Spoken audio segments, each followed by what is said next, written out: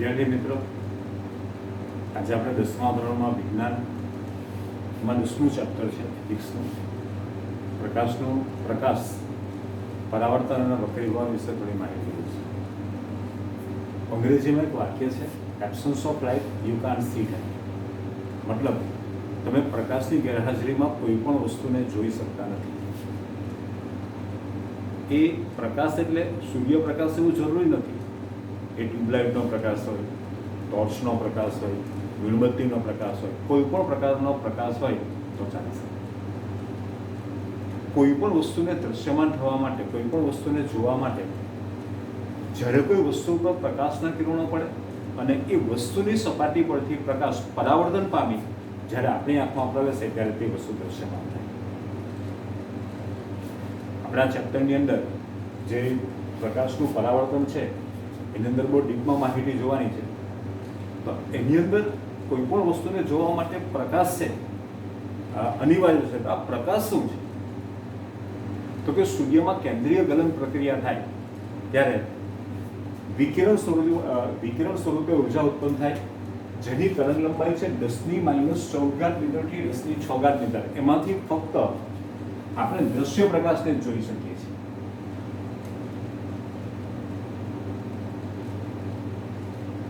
જેની તરંગ લંબાઈ છે 4000 એંગસ્ટ્રોમથી 8000 એંગસ્ટ્રોમ, એટલે કે 4 ગુણ્યા 10⁻60 મીટરથી 8 ગુણ્યા 10⁻60.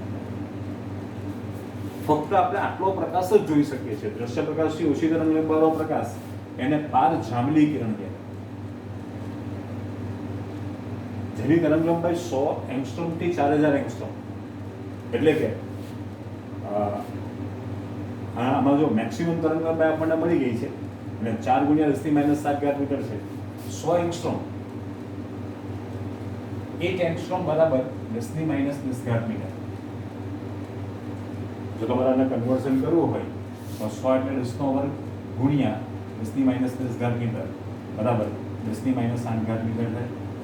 એટલે પારજાંબલી કિરણની તરંગ લંબાઈ 10⁻8 મીટરથી 4 ગુણ્યા 10⁻60 મીટર, અને દ્રશ્ય પ્રકાશથી વધારે તરંગ લંબાઈવાળો પ્રકાશ એટલે પારરક્ત કિરણ.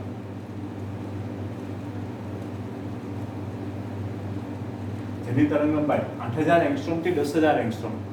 હવે 10000 એંગસ્ટ્રોમ એટલે 10⁴ ગુણ્યા 10⁻10 મીટર બરાબર 10⁻6 મીટર થાય. એટલે પારરક્ત કિરણની તરંગ લંબાઈ 8 ગુણ્યા 10⁻60 મીટરથી 10⁻6 મીટર.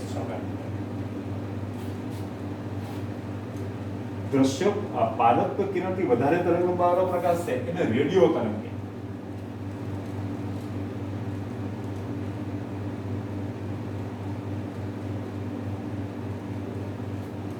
અને પારજાંબલીથી ઓછા તરંગ લંબાઈવાળો પ્રકાશ એને ક્ષ-કિરણ, અને એનાથી ઓછો છે એ ગેમા વિકિરણ. સૂર્યમાં કેન્દ્રીય ગલન પ્રક્રિયા દરમિયાન આટલા પ્રકારના વિકિરણો ઉત્પન્ન થાય: ગેમા વિકિરણ, ક્ષ-કિરણ, પારજાંબલી કિરણ, દ્રશ્ય પ્રકાશ, પારરક્ત કિરણ અને રેડિયો તરંગ. એમાંથી ફક્ત આપણે દ્રશ્ય પ્રકાશને જ જોઈ શકીએ છીએ.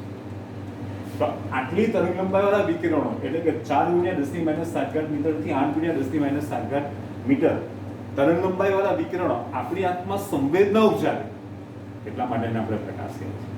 પ્રકાશ એટલે શું? સિમ્પલ ડેફિનેશન છે તો કે આપણી આંખમાં સંવેદના ઉપજાવતા વીજ ચુંબકીય દ્વિકિરણને પ્રકાશ કહે છે.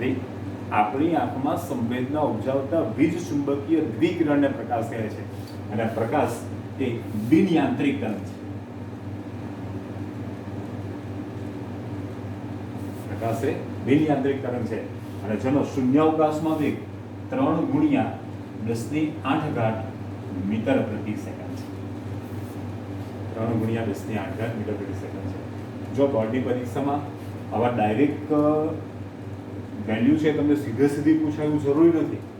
ક્યારેક આપણને કિલોમીટરમાં કન્વર્ઝન પૂછે, ક્યારેક કોઈ આપણને મિલીમીટરમાં પૂછે, કોઈ માઇક્રોમીટરમાં પૂછે, તો આપણને ખબર હોવી જોઈએ દશાંશના પૂર્વક અને ઉપપૂર્વક. આપણે જો બધું જોવા જઈશું તો ઘણું બધું લાંબુ થશે, પણ આપણને ખબર હોવી જોઈએ તો કે 1 કિલોમીટર બરાબર 1000 મીટર. 1 મીટર બરાબર 1000 મિલીમીટર. 1 મિલીમીટર બરાબર 1000 માઇક્રોમીટર અને 1 માઇક્રોમીટર બરાબર 1000 નેનોમીટર અને 1 મીટર બરાબર 100 સેન્ટીમીટર. એટલે કોઈ પણ કન્વર્ઝનમાં આપણને પૂછી શકે કે આ દ્રશ્ય પ્રકાશનો શૂન્યાવકાશમાં વેગ તમને મીટર પ્રતિ સેકન્ડમાં આપ્યો છે, સપોઝ કિલોમીટર પર આવવાનો છે આપણે જાણવું પડે તો તમે જો 1 કિલોમીટર બરાબર 1000 મીટર, એટલે કે એનો મતલબ એવો થયો કે જો આમાંથી 1000 ને 10 ની 3 ઘાતને લઈ લઉં તો 3 ગુણ્યા 10 ની 5 ઘાત ગુણ્યા 10 ની 3 ઘાત મીટર પ્રતિ સેકન્ડ. આ કિલોમીટર થઈ બરાબર, તો બરાબર 3 ગુણ્યા 10 ની 5 ઘાત કિલોમીટર પર સેકન્ડ. સપોઝ તમને કોઈ મિલીમીટરમાં પૂછ્યું તો તમે જો 3 ગુણ્યા 10 ની 8 ઘાત મીટર પ્રતિ સેકન્ડ છે, 1 મીટર બરાબર 1000 મિલીમીટર, તો કેટલા મિલીમીટર પ્રતિ સેકન્ડમાં થવાના? તો કે 3 ગુણ્યા 10 ની 11 ઘાત મિલીમીટર પર સેકન્ડ. એ રીતે તમે કોઈ પણ એકમની અંદર કન્વર્ટ કરી શકો છો. બરાબર. ટૂંકમાં પ્રકાશ શું છે તમને ખ્યાલ આવી ગયો? આપણી આંખમાં સંવેદના ઉપજાવતા વીજ ચુંબકીય દ્વિકિરણને પ્રકાશ કહે છે. ક્વોન્ટમ થિયરી જ્યાં સુધી અસ્તિત્વમાં નહોતી આવી ત્યાં સુધી એવું માનવામાં આવતું કે પ્રકાશ ન તો તરંગ છે ન તો કણ છે. બરાબર સમજો. ક્વોન્ટમ થિયરી જ્યારે અસ્તિત્વમાં નહોતી આવી ત્યાં સુધી આપણે એવું માનતા હતા કે પ્રકાશ એ ન તો કણ છે ન તો થિયરી છે. પ્રકાશ ન તો કણ છે ન તો તરંગ છે. પણ ક્વોન્ટમ થિયરી અસ્તિત્વમાં આવી ગઈ પછી આ પ્રકાશને કણ અને તરંગ એ બે વચ્ચેનો સમન્વય ગણવામાં આવે. પરીક્ષામાં આપણને કોઈ ખરા ખોટાની અંદર આ વાક્ય પૂછી શકે કે દાખલા તરીકે કોઈ એમ પૂછે આપણને બોર્ડની પરીક્ષામાં કે ક્વોન્ટમ થિયરી અસ્તિત્વમાં ન આવી હતી તે પહેલાં એવું માનવામાં આવતું હતું કે પ્રકાશ એક કણ અને તરંગ વચ્ચેનો સમન્વય ગણવામાં આવે છે. આ વાક્ય તમારું ખોટું પડે. એ થિયરી અસ્તિત્વમાં આવી પછી એનું આ વાક્ય છે. એ પહેલાં કણ અને તરંગ બંને વસ્તુને અલગ અલગ સમજવાનો પ્રયત્ન કરતા. મિત્રો તમને આટલી વસ્તુ ખ્યાલ આવી ગઈ હશે. હવે આપણે આગળ વધીએ.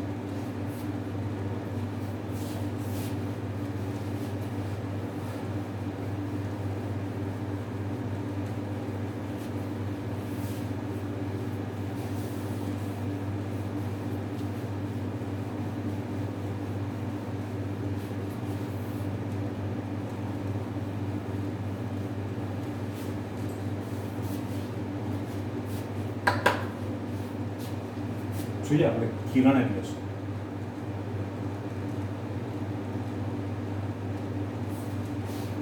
જો 9મા ધોરણમાં તમે ક્ષ-કિરણ, ગેમા વિકિરણ એના વિશે થોડું ઘણું ભણ્યા હશો, તમને આઈડિયા હશે. કેથોડ કિરણ હોય એ તમે જોશો પ્રકાશની જેમ સીધી રેખામાં ગતિ કરે, પરંતુ તેના માર્ગમાં કોઈ અંતરાય મૂકે તો તેનો પડછાયો પડે. પણ ક્ષ-કિરણ છે એના માર્ગમાં અંતરાય મૂકવામાં આવે તેનો પડછાયો પડતો નથી. એનો મતલબ કે એની ભેદન શક્તિ એ કેથોડ કિરણ કરતાં વધારે છે. પણ આ જે પ્રકાશ છે, વીજ ચુંબકીય દ્વિકિરણ છે, એ તમે જોશો એ એના માર્ગમાં કોઈ પણ તમે અંતરાય મૂકો તો એનો પડછાયો પડે. કિરણ એટલે શું? તો કે પ્રકાશના તરંગો એક બિંદુથી બીજા બિંદુ સુધી સુરેખ માર્ગ પર ગતિ કરે.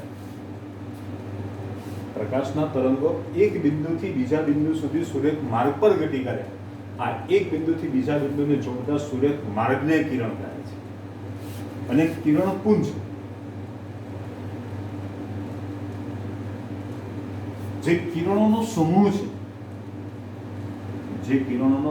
છે એને કિરણપુંજ કહે છે. તમે આને કિરણ તરીકે ઓળખાવી શકો. આ જે સમૂહ છે એને કિરણપુંજ તરીકે ઓળખાવી શકો. વિદ્યાર્થીઓ તમે ખ્યાલ આવી કિરણ અને કિરણપુંજ શું છે? પછી આપણી બુકમાં આને ડાયરેક્ટ જ ઇન્ક્લુડ કરેલું છે, પ્રતિબિંબ શબ્દને ડાયરેક્ટ. પણ પ્રતિબિંબ શું છે એ આપણને ચોક્કસ ખબર હોવી જોઈએ. આમ તમે જુઓ તો એ 7મામાં પણ માહિતી આવી ગઈ છે અને 8મામાં પણ માહિતી આવી ગઈ છે. તો મને થોડો ઘણો તો તમારામાં એટલો વિશ્વાસ છે કે તમને કદાચ ન આવડતું હશે. તો પહેલાં આપણે સમજવાનો પ્રયત્ન કરીએ પ્રતિબિંબ એટલે શું.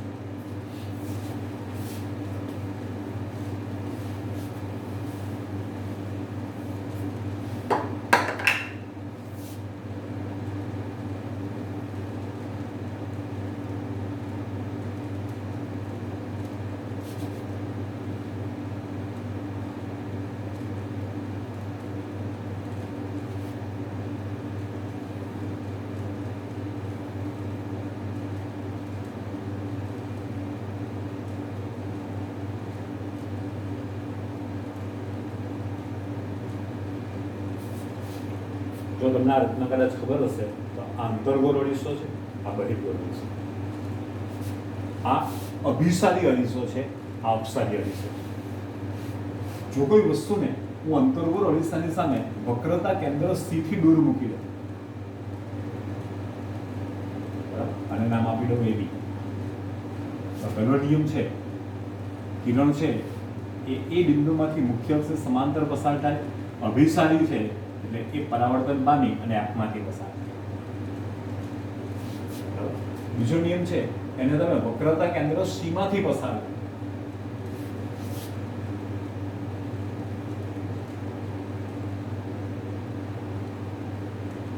એ કિરણ આ રીતે એટેક થાય અને એના એ જ માર્ગે પાછું ફરે અને જ્યાં આગળ મળે ત્યાં આગળ પ્રતિબિંબ થઈ શકે. એટલે આ થઈ ગયો A' B'. જો આપણે એ બિંદુનું પ્રતિબિંબ મેળવવા માટે મેં બે કિરણનો ઉપયોગ કર્યો. એક આ કિરણ જાય છે જે મુખ્ય અક્ષને સમાંતર થાય, એ પરાવર્તન પામીને શેમાંથી પસાર થયું? મુખ્ય કેન્દ્ર Fમાંથી. અને બીજું વક્રતા કેન્દ્ર C માંથી પસાર કર્યું, એ પરાવર્તન પામી અને ફરી પાછું એના એક માર્ગે, તો મને આ એ બિંદુનું પ્રતિબિંબ મળી શકે. એ જ રીતે આની અંદર આવેલા દરેક ઉદ્ગમ બિંદુ છે એના પ્રતિબિંબ આ મને A' B' ની વચ્ચે. બીજી પણ રચના છે. સપોઝ આપણે બહિર્ગોળ અરીસો લઈએ, એની સામે એક વસ્તુ મૂકી દો AB. પહેલો નિયમ છે મુખ્ય અક્ષે સમાંતર, પણ આ અપસારી અરીસો છે એટલે પરાવર્તન પામીને દૂર જાય, પણ દૂર જતું કિરણ એ આ F ને ધ્યાનમાં, મુખ્ય F છે એને ધ્યાનમાં રાખીને જ છે, એટલે આ રીતે પરાવર્તન પામે. અને બીજું જે વિકિરણ છે એ વક્રતા કેન્દ્ર C માંથી પસાર થાય.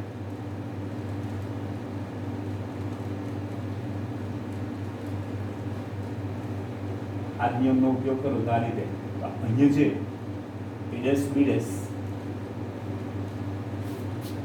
હજે મળશે. તો જો આ A' નું મને વાસ્તવિક પ્રતિબિંબ નથી મળતો, આભાસી પ્રતિબિંબ મળે છે. અહીંયા મને વાસ્તવિક પ્રતિબિંબ, કારણ કે કિરણ રિયલમાં ભેગા થાય છે. આ કિરણ રિયલમાં ભેગા થતા નથી, પરંતુ ભેગા મળે એવો આભાસ થાય. તો મૂળ વસ્તુ પ્રતિબિંબ એટલે શું? જોઈએ અમે ફક્ત પરાવર્તનની ઘટનાનો ઉપયોગ કર્યો છે. ધારો તો લેન્સ અને વક્રીભવનની ઘટના પણ કરી શકું. એટલે વ્યાખ્યાની અંદર હું બંને શબ્દોનો ઉપયોગ કરવાનો પ્રયત્ન કરીશ. કોઈ એક બિંદુએથી પ્રકાશના ઘણા બધા કિરણો શરૂ થઈ, તો પ્રકાશના ઘણા બધા કિરણો શરૂ થાય, કારણ કે એ બિંદુનું પ્રતિબિંબ મેળવવા માટે મેં બે કિરણનો ઉપયોગ કરેલો છે. કોઈ એક બિંદુએથી પ્રકાશના ઘણા બધા કિરણો શરૂ થઈ, પરાવર્તન કે વક્રીભવન પામે. જો લેન્સનો તો વક્રીભવન પામે, પરાવર્તન કે વક્રીભવન પામે બીજા કોઈ બિંદુએ કેન્દ્રિત થાય અથવા તેવો ભાસ થાય. તો અહીંયા રિયલમાં કેન્દ્રિત થાય છે, અહીંયા ભાસ થાય છે. તો આ બીજા બિંદુને પ્રથમ બિંદુનું પ્રતિબિંબ કહે છે. શું ફરી એકવાર? કોઈ એક બિંદુએથી પ્રકાશના ઘણા બધા કિરણો શરૂ થઈ, પરાવર્તન કે વક્રીભવન પામી બીજા કોઈ બિંદુએ કેન્દ્રિત થાય અથવા તેવો ભાસ થાય, તો આ બીજા બિંદુને પ્રથમ બિંદુનું પ્રતિબિંબ કહે છે. પ્રતિબિંબના બે પ્રકાર છે, વાસ્તવિક પ્રતિબિંબ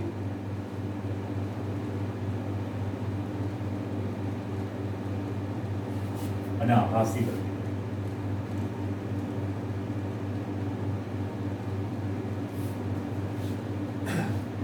પ્રકાશના કિરણો પરાવર્તન કે વક્રીભવન પામી વાસ્તવમાં ભેગા મળે ત્યારે વાસ્તવિક પ્રતિબિંબ છે. પ્રકાશના કિરણો પરાવર્તન કે વક્રીભવન પામી વાસ્તવમાં ભેગા મળે ત્યારે વાસ્તવિક પ્રતિબિંબ રચાય, અને પ્રકાશના કિરણો પરાવર્તન કે વક્રીભવન પામી વાસ્તવમાં ભેગા મળતા નથી, પરંતુ ભેગા મળે તેવો આભાસ થાય ત્યારે આભાસી પ્રતિબિંબ રચાય. વાસ્તવિક પ્રતિબિંબ હંમેશા ઉલટું હોય. આ ધ્યાન રાખો, વાસ્તવિક પ્રતિબિંબ હંમેશા ઉલટું હોય, જ્યારે આભાસી પ્રતિબિંબ એ હંમેશા ચલતું હોય. દાખલા તરીકે તમે વ્હીકલ ચલાવતા હોય ત્યારે એનો જે મિરર છે બહિર્ગોળ અરીસાનો ઉપયોગ કરો. કોઈ પણ વસ્તુ છે એની અંદર આજે મિરર તરીકે બહિર્ગોળ અરીસાનો જ ઉપયોગ થાય, કારણ કે ગમે તે જગ્યાએ તમે વસ્તુને મૂકો તમારું પ્રતિબિંબ અરીસાની પાછળ P અને F ની વચ્ચે જ મળે. તો શું તમે આ પ્રતિબિંબને પડદા ઉપર ઝીલી શકો? તમે નામાં જવાબ આપશો. એનો મતલબ એવો થયો કે આભાસી પ્રતિબિંબ છે એને પડદા ઉપર ઝીલી શકાતું નથી, જ્યારે વાસ્તવિક પ્રતિબિંબ છે એને પડદા ઉપર ઝીલી શકાય. તમે 7મા ધોરણમાં પ્રયોગ કર્યો હશે, સેન્ટરમાં બહિર્ગોળ લેન્સ મૂક્યો હશે, અનંત અંતરે પણ દૂર એક મીણબત્તી મૂકી હશે અને પેલી બાજુ તમારે એનું મુખ્ય કેન્દ્ર મેળવવા માટે એ મીણબત્તીનું ઉલટું પ્રતિબિંબ એક સરખું પ્રતિબિંબ મળે ત્યાં આગળ, મતલબ તમે મીણબત્તીનું પ્રતિબિંબ મેળવવાનો પ્રયત્ન કરો છો, પ્રતિબિંબને પડદા પર ઝીલી શકો છો.